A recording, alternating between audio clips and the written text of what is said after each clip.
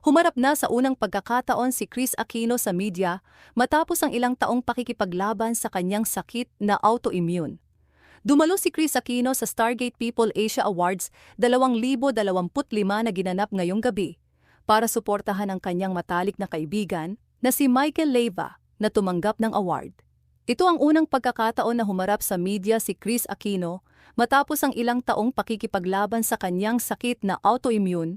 Ayon kay Kris, kahit na hindi maganda ang kanyang pakiramdam, pinilit pa rin daw niyang dumalo sa nasabing event para suportahan ang kanyang kaibigan na si Michael Leyva dahil tanging si Michael Leyva lang daw ang ilan sa kanyang mga kaibigan na hindi siya iniwan kahit nawala na siya sa telebisyon dahil may sakit na siya.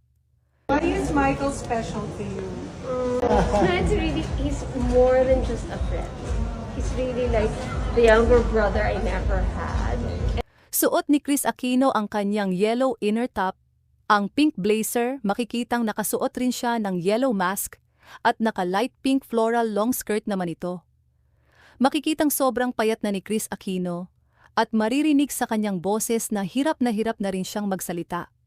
There are people who say that I'll be there for you or bang asahan mo ako, but Michael has proven that so many times and in so many ways.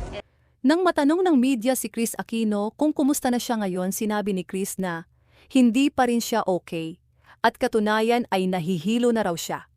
Pinasalamatan naman ni Michael Leyva si Kris Aquino sa kanyang pagdalo sa event para suportahan siya. Chris, how are I'm you? not so okay. I hope I don't faint. But right thank you for being with me. Super appreciate. Hihilo na ako. Super. Tama na po.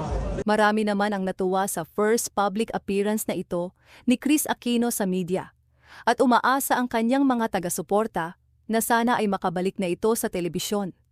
Subalit ayon kay Kris, malabo raw na makabalik pa siya sa telebisyon sa ngayon dahil patuloy pa rin lumalala ang kanyang kondisyon.